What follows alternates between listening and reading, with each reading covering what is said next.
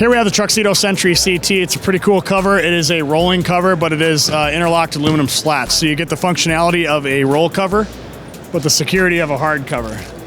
It's operated by a slam latch, accessible from either side, and the interlocked slats allow you to roll the cover like you would our popular soft roll covers. Once you get to the front, you can tie it down with your tie-down straps. It does still have the quick attach header guide feature like you would find on the Low Pro and the Pro X15. So without any tools, you could easily remove the cover assembly from the side rails if you want that true full bed access.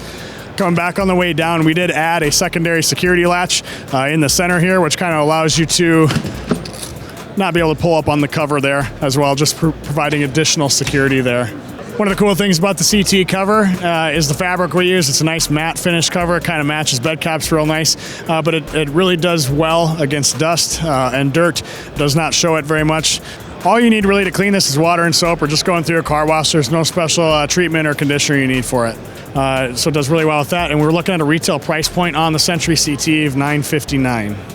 If you like this video, make sure you check out the rest of our product showcase series, as well as our Hot or Not series and our daily SEMA highlights.